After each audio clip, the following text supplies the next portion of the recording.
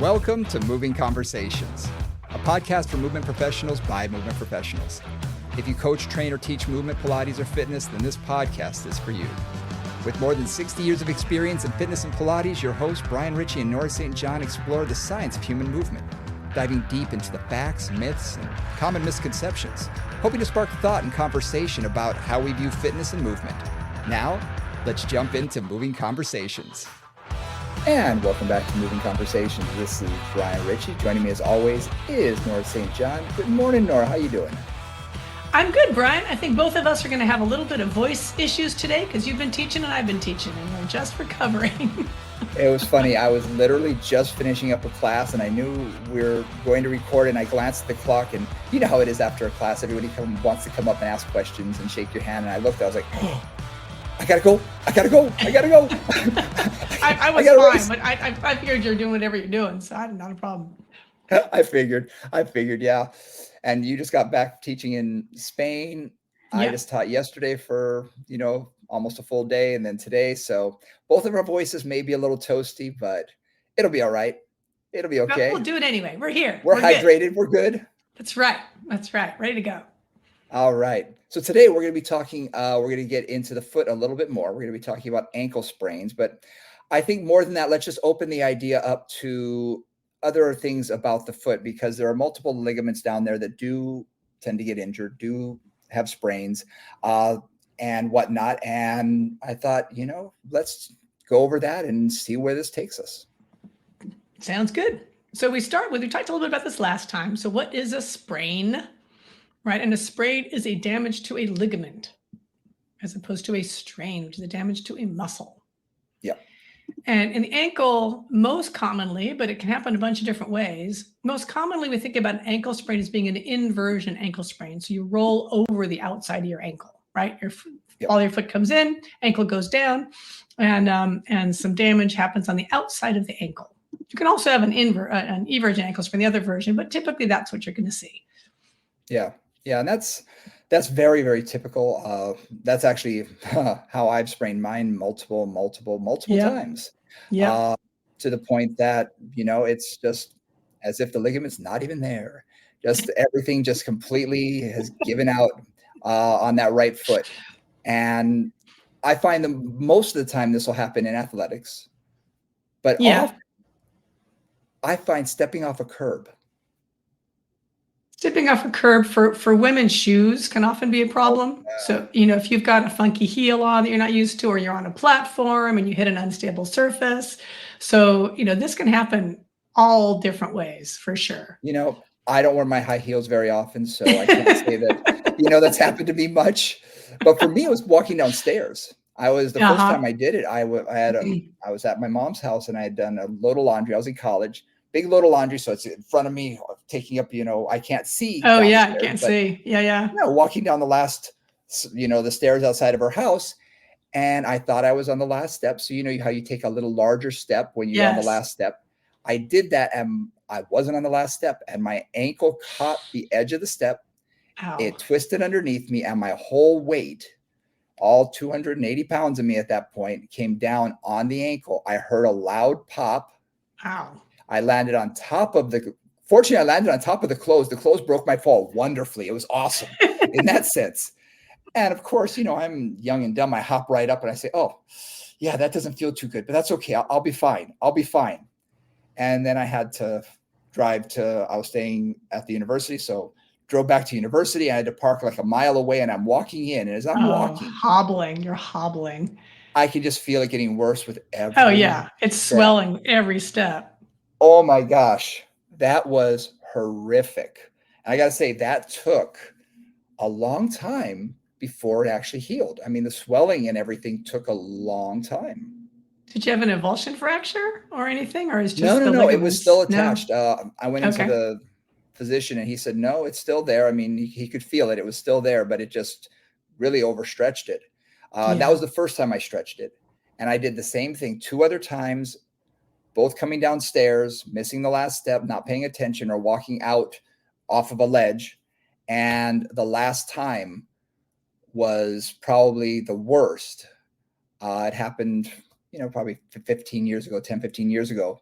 And luckily I was going to see my physical therapist the next day for my back. And I said, would you take a look at this? And it was already all blown up, and it was huge. And she goes, oh my. And she worked it. And you talk about painful.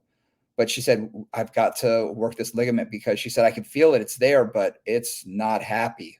And, we got the swelling down and everything.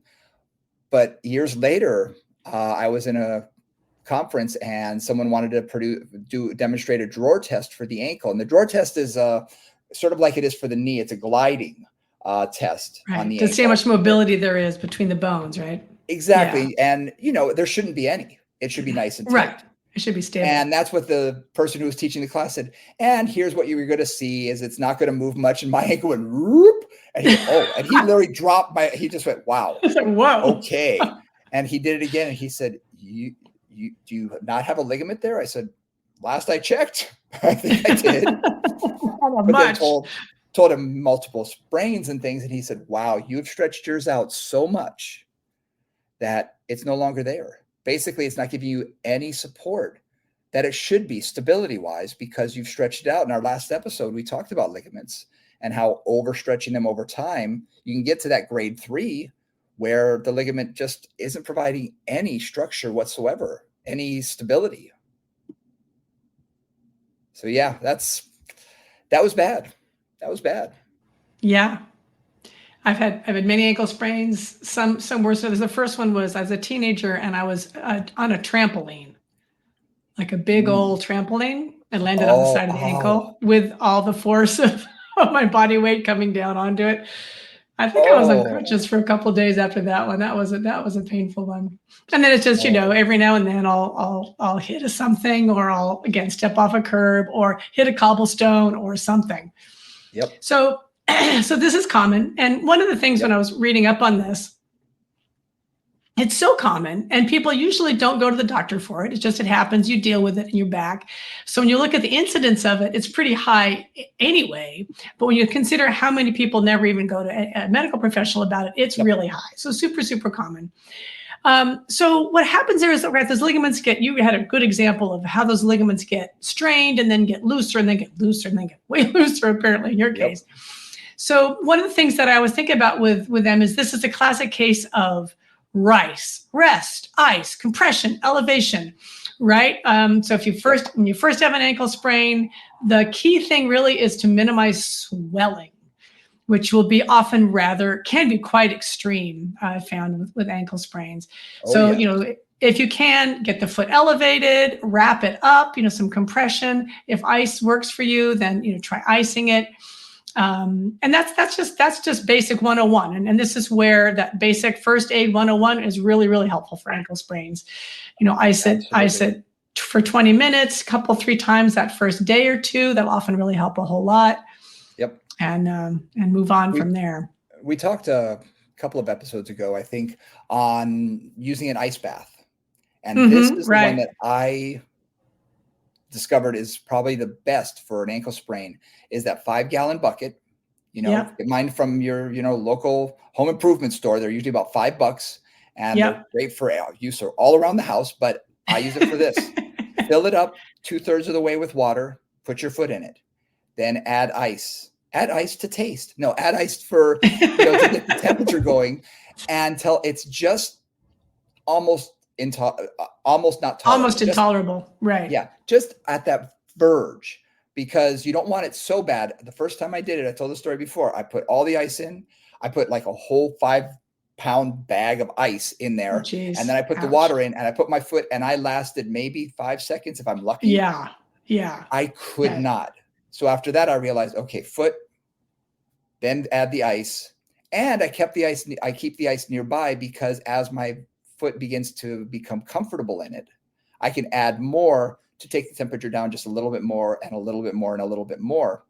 Yeah. And I find that the hydrostatic pressure is kind of like adding the compression because I found that using ace bandages work great if you can. There's also sleeves and things that some people use, which are fine. If that's what they want to do or the physician recommends that, they're fine. But the hydrostatic pressure of the water with the ice, you're getting a double whammy. No, it works. It works really well. I found that really keeps the swelling to a minimum. I find recovery is much quicker with that, and again with either an ice pack or the ice bath if you can do that.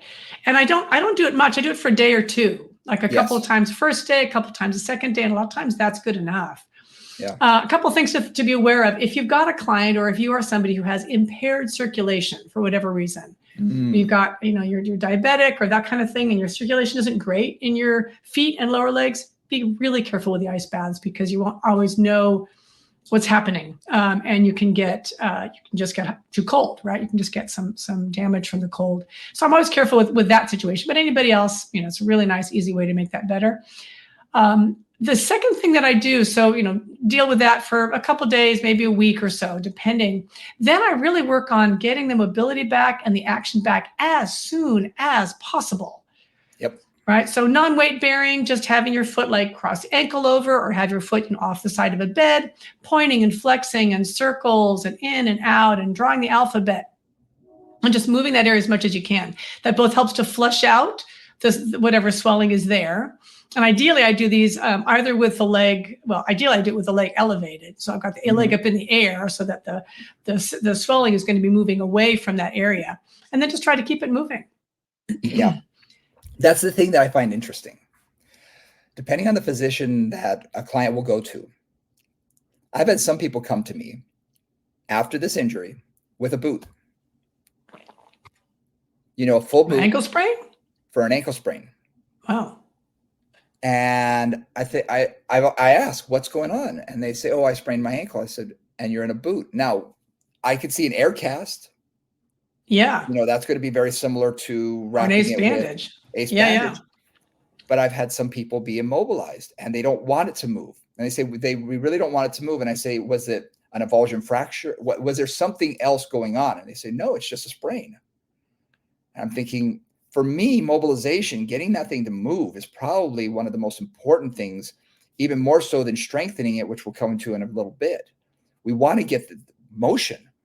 If for no other reason than when we're providing motion, we're actually flushing some of those tissues in and out. Yeah, exactly.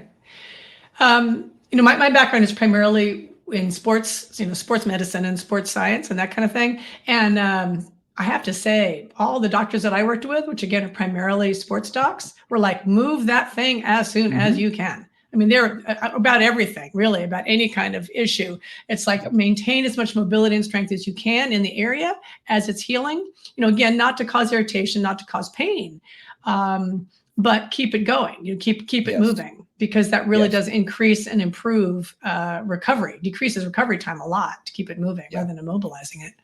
And I find that depending on the person, depending on the injury, somebody who has an air cast or does have a wrap of some sort, what I do find is that helps them to be able to walk on it because they're able to put pressure.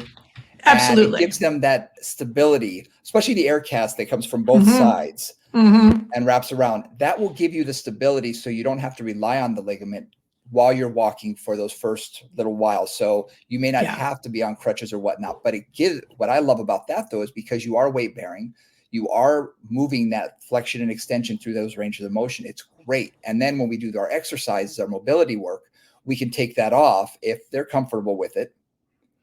Ace bandage is a little bit different because they usually will have a little bit more range of motion in, circumduction and whatnot. Yeah. But if they're willing to if they're able to take it off and they've gotten clearance, then you can work through that range of motion and just get it moving. So I highly, highly recommend as well. Mobility. Keep that bugger moving. Yeah, that's always been what I have found has been the most effective at efficiently and relatively quickly leading to recovery. Now, if it's really painful to walk on, which it can be, right? Then, maybe you need crutches, maybe you need some sort of mobility device for a little while. Ideally, it's just a little while. But if you need that just to get around, let's say you're on a trip somewhere and you've got to move, you've got to walk, you're not comfortable, that's great. But then when you are not doing that, when you're just back in your hotel or you're back in your room or whatever, and you're not weight bearing, you're just have your foot out in front of you and then do the mobility there, right? So if you can't do it with full weight bearing or that kind of thing, then do it with minimal weight bearing and in the range that's comfortable. May not be full range at the beginning, just do what you can, keep it in a comfortable range. And I think that's the key is pain-free range of motion. Yeah. I always say approach the point of pain. Don't go through it. Right. We all have those clients. We all have those clients that if a little is good, a lot's going to be a lot more. And it's okay. It's an 8 in pain, but that's okay. No. We don't want that. Right. But approach it. And if it hurts, especially when we're doing a little bit more of the side to side lateral work, Yeah, that's usually that's more really painful. when it's going to be painful. Approach that area and then come back. Approach it and come back. And what I find is after you do that for a number of repetitions, that range of motion, as you're almost letting the body know it's okay, it's all right, and approaches that, it's like, oh yeah, we can move this. It's working okay. And you can get a larger range of motion and then work through, like you said, alphabets and circumduction and things like that, where you're working all of the muscles as well without any resistance to start, obviously, just the weight of the foot. And it can really be beneficial. Yeah. So to just clarify that, so typically when I'm doing this, I think about, I count like the 6-way foot, basically, if you will. So pointing and flexing, right? Point the toes, pull the ankle back, 1 and 2, easy and straightforward. Most people know that one. Then I'll say, point the toes and then roll the foot in, roll the foot out. So plantar flexion with a little bit of inversion, eversion, right? Just roll it in and out. And then dorsiflexion with inversion, eversion. And those 6 will get all the muscles, will get all the ranges of motion in the joint pretty well.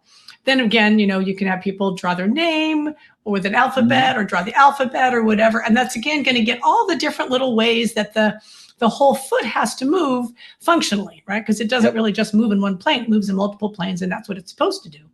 So that's a nice, easy way just to get that that mobility going. And we're talking a lot in this situation about open chain movement. We're really talking about more of an open chain. So your foot is sort of there and you're doing up and down, side to side and things without weight bearing. Yeah. Because as soon as you add weight bearing, that becomes a whole nother animal. Yes. Yes. And even when they want to do resistance work, a lot of times they're going to grab the lightest, the yellow band or the light red band, and do some lateral flexion or internal rotate, whatever, movement they're doing. They're going to start very light, very light. And I find that, as they should. And I find people want to go a lot harder than that, especially on plantar flexion and dorsiflexion. Because they grab that light band and their foot is shaking like crazy as they're going forward and back. But you need to get it till it's smooth, till it's nice. And, so you've really retrained some of those muscles and those stabilizers in order to provide that smooth movement, instead of just grabbing the heaviest band possible and grabbing and pushing as hard as you can. Torturing yourself. Right. Exactly. Why would you do that to yourself? It doesn't make any sense. One thing that I want to add here is if you're working with someone with an ankle sprain or you have an ankle sprain and things don't resolve relatively quickly, what may happen sometimes is the peroneus, one of the peroneal tendons attaches to this little bump on the outside of your 5th toe, the 5th metatarsal. And you can get an avulsion fracture where, along with damage of the ligaments, it can also pop that tendon off of the foot. So typically, that doesn't always even show up on an x-ray that's done right after the injury. So sometimes that doesn't show up for a little bit. If you've got a client who really isn't getting better, like it's not resolving, because it should be a pretty quick resolution, like things should get better consistently, and they're not, then that's when I'll often send a client back to their doctor to get an x-ray and to make sure that there isn't an avulsion fracture. They haven't actually lost the organization of that particular tendon on there. Yeah. What's interesting about that is, unlike the gastroc, where if you do rupture it in any other way, you can see it. It's such a large muscle that you're going to see it, go up the calf in like a roller shade. Whereas with the peroneals, especially the peroneal brevis, you're not going to see that because it's not going to go very far. And when it's swollen like that, you really can't. No, you don't. You can't. I can't see it visually. Somebody else may, but I can't see it. Yeah. So in that sense, you're not going to know visually. No. So that's again, first steps: ice, compression, elevation, mobility, kind of keep things going. Open chain. Then we start to get into strengthening. And again, if you have the peroneals, which is useful if you haven't popped them off, they're bone there. ankle strengthening, basic ankle strengthening. And I do the same thing that we just talked about in terms of mobility: plantar flexion, plantar flexion with inversion, eversion, dorsiflexion with inversion and eversion. Adding resistance, or adding a band. So to Brian's take, adding a light band, adding then, building up the resistance and building up the repetitions as somebody gets stronger. Then what I also do, and this is wonderful, the Plus environment is fantastic for ankle sprains and for ankle strengthening generally. So all the footwork on the foot bar, using the jump board, using the chair. There's some really, really nice ways on all of those just to get some strength into your plantar flexion and dorsiflexion, and to have to stabilize the ankle in a nice neutral position. So all that is wonderful for that. And I've had it be really just, again, helps that healing happen much more quickly. It helps getting people back to full function with relative ease. Yeah. I like the band work because what I'll have a client do, especially if they're on the floor, or if they can get on the floor, is tie the band around a stationary object, the edge of the bed, or whatever, Couch, a light band, and put it around their foot in one direction, and just have them move side to side, especially to get those peroneals firing, because if you take them into a closed chain position, those peroneals are very weak and they're not ready to fire in that way yet. So then I'll have them point the toe and do it. I'll have them dorsiflex and do it. To get that lateral flexion going out toward the pinky toe primarily. Because we have a tendency to be pretty strong going the other way. And going the other way can also still cause a little bit of discomfort, especially if we're re-stretching out those ligaments as we do it. So doing it the opposite way toward the pinky toe, and just have them do it for reps. Do a higher number of reps with a light band of resistance, and just keep working it. And then the next one that I love is the alphabets, but I'll have them tie a adjustable ankle weight around their toe. Interesting. There's a brand out there that I think it's Altus that has a 5-pound and a 10-pound or the set. So it's a 5-pound ankle weight or a 2.5-pound ankle weight. Well, you take the 2.5-pound ankle weight, and each ingot is, I think, a 1/4 pound. Okay. So you can take all of them out except for one or two, and then put that around and tie it around the tip of your shoe and have them draw the alphabet. Nice. I usually have them cross one leg over the other, or have them dangle off of something we have in our studio so their feet are off the ground. And I prefer having it a little bit in front of them, and have them do the alphabets and all that sort of thing. And then we can increase each session, each couple of sessions, just adding 1/4 pound ingot. And that makes a huge difference, because before long, they're able to get all the way through the alphabet with very light resistance. Then we increase the resistance slowly, and they're able to do it. Then, I'll have them write a letter to Santa, or I'll have them write, sign their name, or, practice their cursive, whatever. I just want as many ranges of motion in the ankle as possible. And it really tends to work wonders. So primarily the resistance is then coming from the bottom, right? And it's basically coming into to dorsiflexion. Yes. Right? That's the resistance, and there are different ranges of that. And I find the dorsiflexion as well as weaker anyway. Peroneals are the weakest. Are weaker anyway. So that's, that makes perfect sense. Because truthfully, if it wasn't for the ankle sprain, they'd be able to do calf raises, till the cows come home. People can normally do 10 to 15 calf raises bilaterally without a problem. And no matter what their weight is, because all day long they're pushing off into that plantar flexion with every step they take. So it's stronger. They do steps, they do all of that. So I find that that's always stronger, whereas the dorsiflexors are really weak. Well, and most people have, even men will have some sort of a heel that they wear in their shoe, right? Most shoes have a heel, even if it's a small one, whether it's an athletic shoe or another one, unless you're specifically doing barefoot shoes.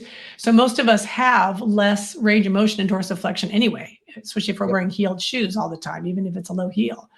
And I give clients all the time, just like, have your feet flat on the floor and tap your forefoot. And I'll have clients get fatigued like that, like nobody's business, just doing that. No resistance. It's okay. Well, just, take your favorite song and, tap to the chorus. And Yep. by then they're burning in the whole front of their calf. So, Yep. or the whole front of their shin. So yeah, the dorsiflexors tend to be on the weaker side, and they're really, really helpful for stabilizing the ankle. And what I love about the toe tapping is I'll have them toe tap to the right, to the left, to the right, Yeah. to the left, and make sure that they're lifting up and going over, up and over, not just sliding the foot. Yep. Because that's going to get a little bit more of what we just talked about, that lateral flexors in dorsiflexion. Yeah. And I'll also So do really like, can work. Yeah, so touch the outside of your foot, touch the inside of your foot. So rather than just flat, right, flat flapping, like touch your little toe, touch your big toe. And even just that, getting that roll of the ankle and strengthening that can be super helpful. That roll of the ankle, flattening your foot and allowing the pinky side to come up, those are those peroneals.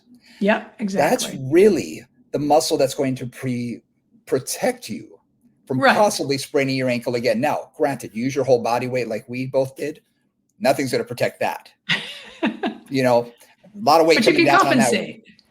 But exactly. Yeah, you can compensate though a lot. And I mean, I've worked with a lot of dancers and athletes with ankle sprains, and you spend enough time strengthening that peroneal, and you can really at least prevent further damage and create stability where there maybe wasn't stability.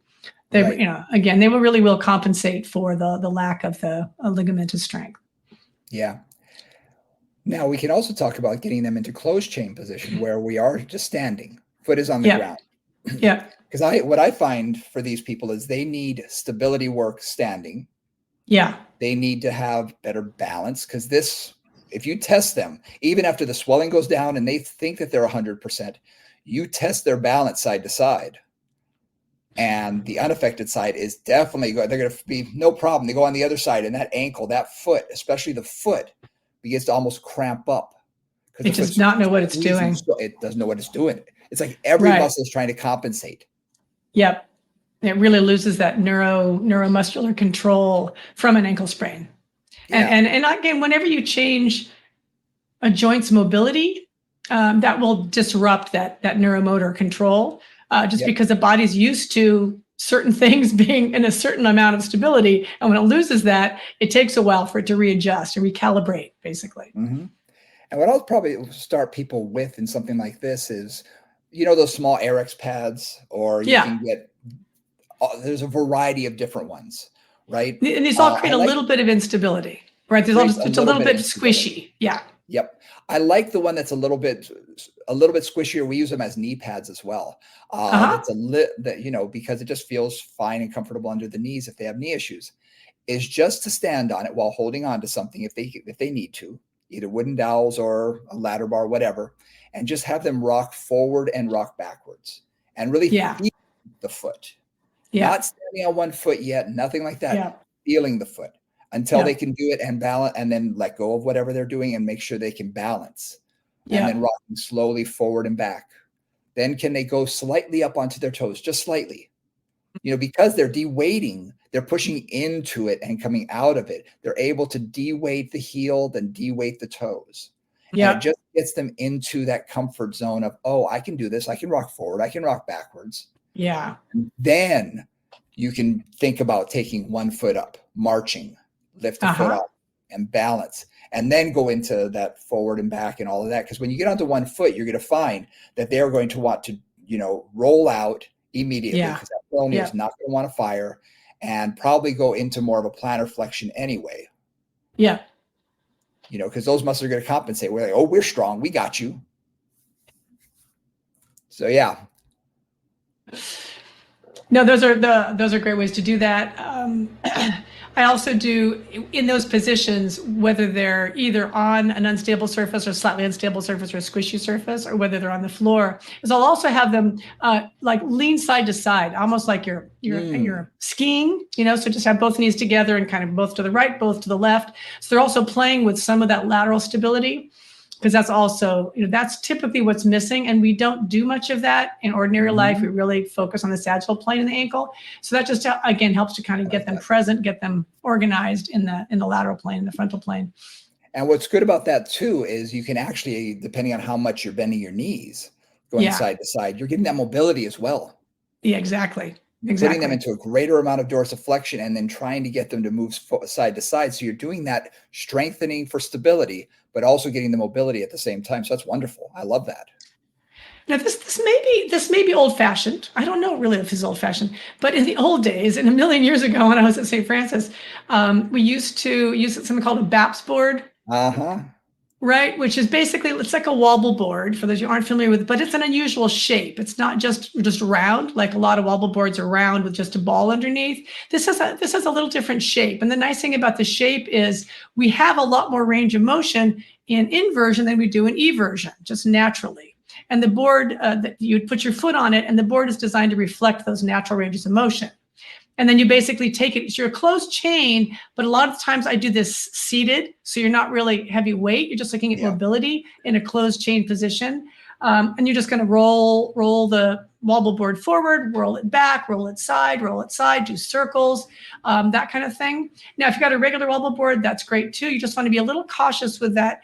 Typically that eversion is gonna be you may not touch the floor on that side, that's fine. You're not expecting to get a full touch on that wobble board all the way around because the ankle doesn't actually function that way. It has more mobility in one range than in the other ones.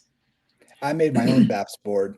BAPS boards, by the way, are like $500. They're not cheap. They're crazy. Yeah, they're crazy expensive. Yeah, they really are, and they're worth it if you do a lot. If you're a physical therapy unit, you need one. For the general practitioner like us, we have our own studios. What I did is I made my own. I got the largest diameter of a wobble board. Okay. And then I put Velcro around the edge, and I went to Home Depot and I got the largest washers I could find.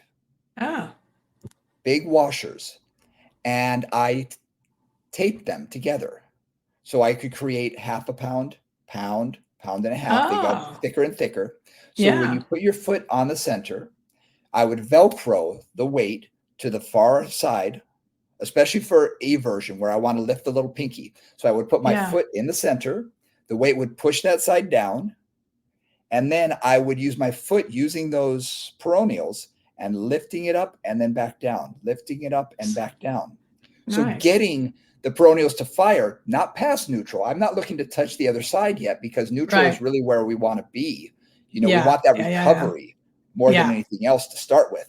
So it's really getting that to work. And I got to tell you, they start frying after a while. And it's a great way to sort of initiate and really lock into the peroneals rather than using everything when you're on a wobble board and it's twisting all over the place. And again, doing it seated is great. It's a great way to do it because you can isolate and not have to worry about your body weight. Yeah, and you can really focus on the mobility piece. But I like adding a little bit of weights to it. That's very cool. I hadn't thought about that. Yeah, there are certain BAPS boards where you move. Add weight to? Well, I don't know if they add weights to it, but they move the disc underneath. Wobble part you can move the ball to change the range. To change the range of motion, but it also increases the resistance. So my thought was just, how do I increase resistance? And it wouldn't stay. I couldn't get a dumbbell to stay. It kept rolling. So like, Velcro is my answer. When in doubt, use Velcro. And it worked. And I was like, hey, this works really well. And again, do I use it much? No, not that much. Don't have to. But I've had in the last couple of years, I probably had 2, maybe 3 people come in with a sprained ankle, or they'll text me, say, I sprained my ankle. I say, okay, let it heal, calm it down, go to the doctor, see what they say. When you're ready, come on in. We'll start you with the light stuff and work your way up. And what I will say, one of the best tools, you said in the Pilates world, you guys have the best tools, the chair. The chair is awesome. Oh, I love the chair for this. No, the chair for, and I use the chair a couple of different, traditionally in one way, and then I use it untraditionally in another way. It's called Achilles stretch, I think, or ankle stretch. Achilles stretch on the chair where your ball of the foot is on the pedal and the knee is attached to the front edge of the seat. And you're basically just pushing the pedal down and up, right? So simple, and there's a lot of different body positions you can have the upper body in, but basically you're just pushing that down and up. So you're working plantar flexion and resistance, and then dorsiflexion essentially, concentrically. And that is like, that one exercise is just the bomb And I focus on push down fast because again, plantar flexion is stronger, and then work on that eccentric, slow dorsiflexion coming back. And it'll often be like smooth down, then up, right? You'll have that little judder. And basically what you're doing there is you're training the soleus, right? One of the deeper calf muscles in the back to support and to control the deceleration, whether you're walking or running or jumping or anything else. Because when you land on, the balls of your feet or whatever, and you slowly lower that heel down, that's exactly what you're trying to work, is that soleus working eccentrically to control that deceleration so you don't land really hard on your heel. And I've done that with plantar fasciitis. I've done that with all kinds of ankle issues, not just Achilles tendonitis or ankle sprains, but tendonitis anywhere in the whole ankle, right? Whether it's peroneal or posterior tib or anything else. And working on that and getting that working it's like a miracle. Yeah. And what I've come to do too is I want to work stability of the whole leg. I will have them remove the knee off of the pad. Yeah. So now they have to stabilize the whole leg. Yeah. And what they try and do is do it with their foot. So now the foot is juddery both directions. But in a short period of time, they get that organization neurally, they get that reorganization, and then it gets to be a lot smoother. And you can just see the strength building is wonderful with that. It's wonderful. Really is. Yeah. It's quick, it's efficient, and it works relatively quick. I mean, really fast, and makes a really big difference. The other thing too that I'll add to that, and this is more for dealing with dancers or that kind of thing, is I'll add the toes to that. So they'll push it down, and then they'll also push with their toes to start to get some of that bottom of the arch stronger. Now, not with an ordinary client, but if I'm working with a dancer who's especially a point shoe person or whatever that really needs to get that extra toe strength, I'll work on pushing through the ball of the foot and then add just whatever of the toes they can. Even if they just push into the pedal and don't move it very far, they'll get some strength through that whole underside of the foot and the toe flexors and the plantar fascia and the whole underside of the foot. Now, something we didn't talk about, which I'm going to bring up here, when we were on the balance pad, or we're even on the BAPS board, or we're anything like that, for me, I like to get them out of their shoes. Yes. Okay. Because shoes are going to be stiff in general. And as long as they don't have arthritis or anything where we have to worry about the toes bending, even with using, I find that if I use a band, if I've got the band in my hand and I'm having them do plantar flexion, dorsiflexion, or, any of those type of things with the band in my hand, with the shoe on, it's really just working sort of one joint. The foot's not working much. It's just the ankle. But as soon as you take the foot off, suddenly you get the articulation of the toes and the metatarsals and the tarsal bones. You can see all of that. And there's a lot more shakiness because we don't have that stability. And then you put them on a balance board or a balance pad sort of thing with their feet and have them rock. You can really see their toes are trying to figure it out. It's really different. And, this is where Brian and I come from two different worlds, because in the Pilates world, they usually don't have their shoes on. I was going to say, you automatically assume they didn't have shoes on. I was assuming they didn't have their shoes on because that's what that's where I go for. And that's just the environment that I'm in.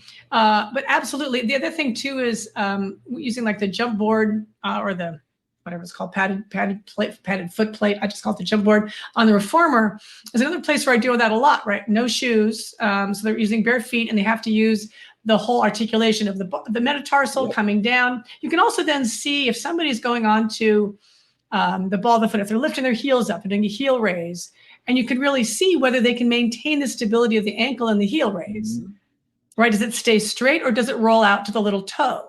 For most people, what they don't think about it rolls out to the little toe because they want to have the whole metatarsal on for support. But what you need that support to be able to lift that heel up and not roll out. And that's, when people can really do that easily and comfortably, then I know that their peroneals are at least minimally strong, or that they can actually get that ankle up and keep it organized when that little toe is not necessarily on the ground.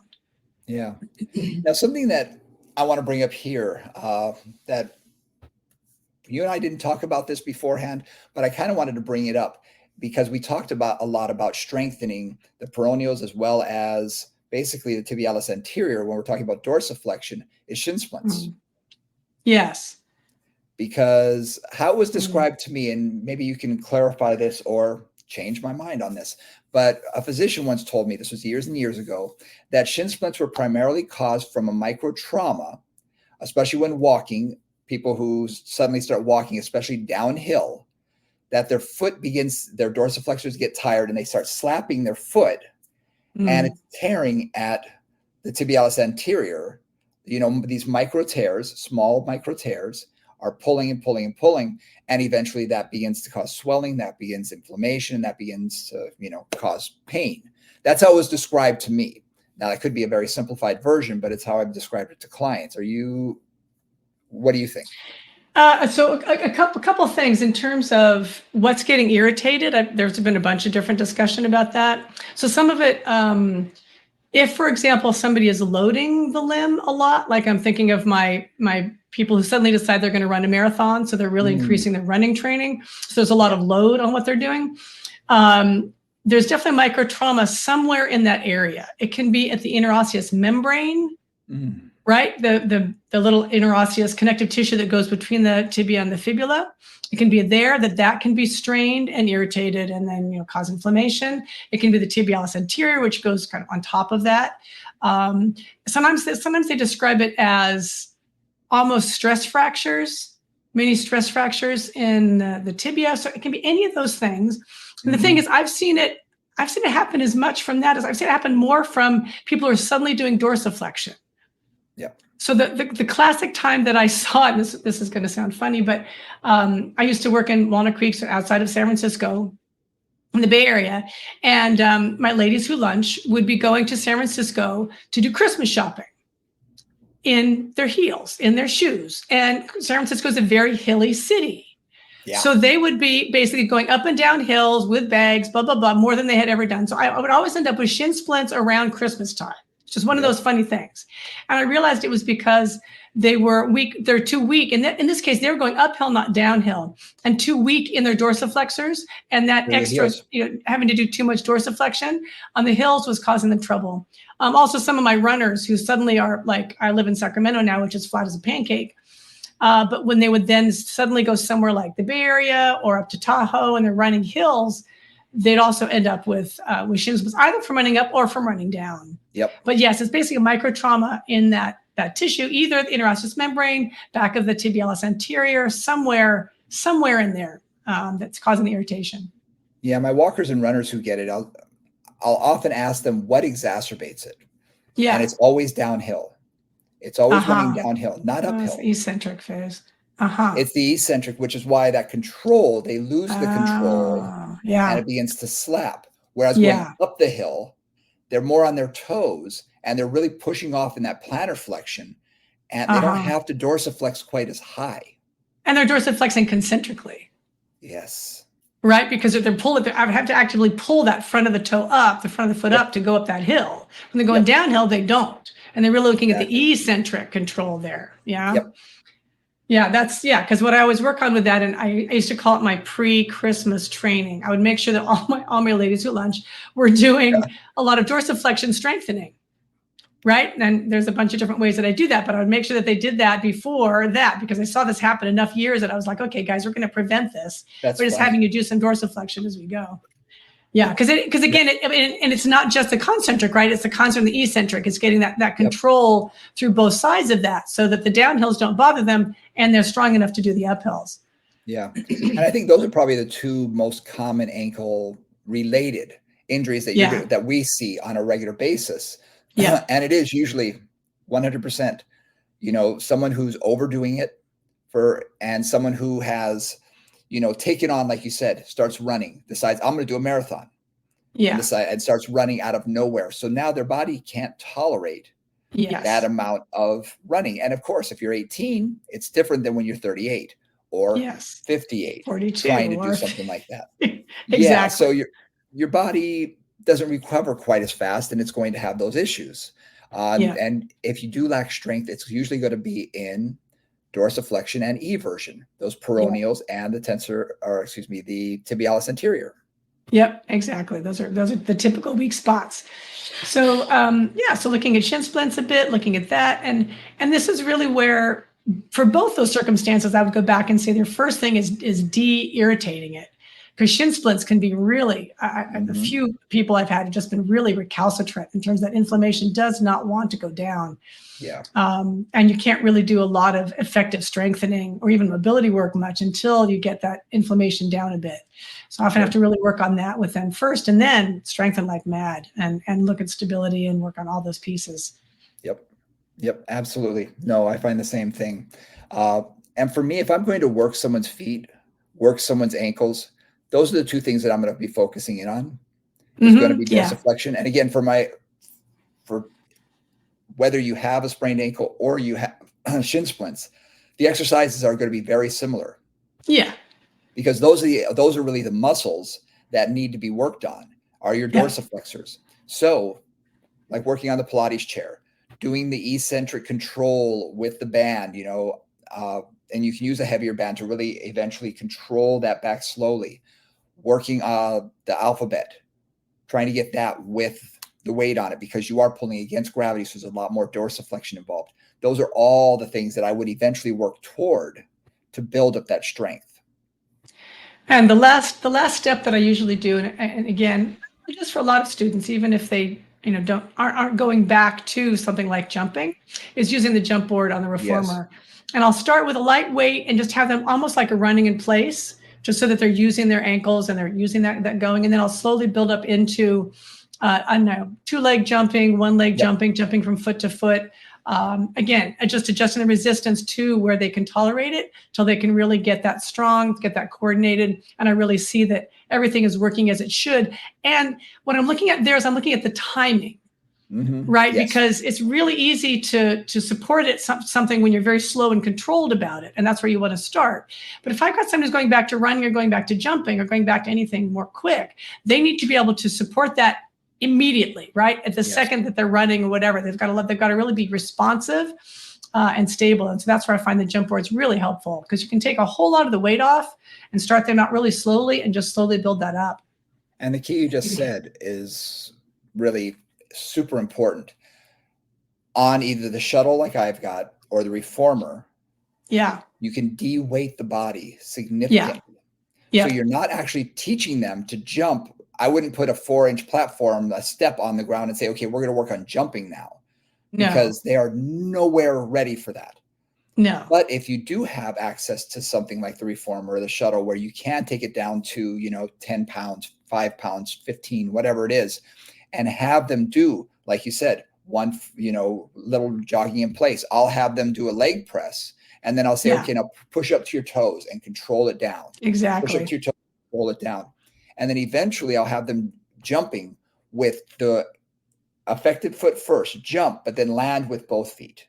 So they're not landing on that hard, the ankle's not really ready to, absorb that force sometimes. But I still want them to get that explosiveness because they're going to have to be able to push off quickly. You know, so I'll have them do both feet, one foot, and then control with both on the way down. So that's just another option that I find works really well on the shuttle as well as on the reformer. Yeah, exactly. And that's sort of a pièce de résistance, right? That's putting the cherry on top. But again, I've started them fairly early with a really light resistance just to get that mobility and the coordination going and the timing going. And then we just slowly build that up. Yeah. So good. So we've talked about two common things, shin splints and ankle sprains. A little bit of first aid on both of those, some mobility work, and then really looking at strengthening, particularly dorsiflexors and the peroneals. And going into more and more functional movements, right? Unstable surfaces, wobble boards, jump board, reformer, chair, right? Lots of ways to get at that. Beautiful. Yep, absolutely. When it comes to mobility as well, I cannot overemphasize how much people need stretching of their calf muscles. They are usually always tight. I get a new client coming in, I can almost guarantee that I'm going to put them on my calf board, and I prefer the slant board. But I will do the reformer as well to do, pedal through that sort of thing because it really does, work that incredibly well. And it's a little more dynamic than just standing on a slant board. But I can't tell you how many clients I've had buy the slant boards and use them at home. Yeah. Use them at home. and it works like a charm. Yeah. You're related to someone that I made buy one of these things in my area. And and I've been told the whole family uses it. It's a great way just to stretch that area out because you can just stand on it. You don't have to think about it.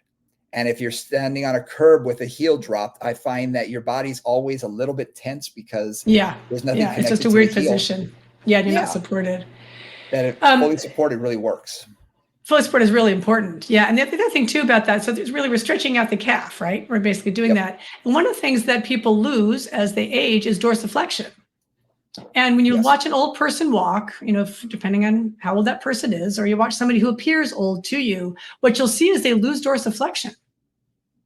And very often people actually don't have beyond neutral for dorsiflexion. Yeah. Ordinary folks, like you test them and it's like, oh, they're really not going much past 90. And, just to walk uphill, to walk up a slope, to walk down a slope, you need more range than that. Yep. And again, because of shoes and firm surfaces and all other things that we have in our environment, we often lose that dorsiflexion. And it's just critically important for good function as we age, for good functional movement as an athlete, and for all those things. Yeah. And like you said, as we age, especially all of our older people, they need that dorsiflexion. So 100% get them to stretch out those calves. Yep. Because that's when they trip over stuff, right? They don't lift that front of their foot, and then they trip over the rug, they trip over their dog, they trip over the little stuff that's on the ground, they trip over a lump in the sidewalk. I mean, you and I probably won't trip over a lump in the sidewalk, but if you're not picking your feet up at all, you're not really picking your toes up, you might. I've had a number of my older clients. They don't pick up their feet when they walk. It's something we work on, but what happens? One just went in for a hip replacement 6 months ago. He just came back to us recently. And it's because he didn't see a crack in the sidewalk and he was shuffling his feet basically. And he's in his late 70s, landed on his hip, broke it. Okay, it's all over. Yeah. So it happens.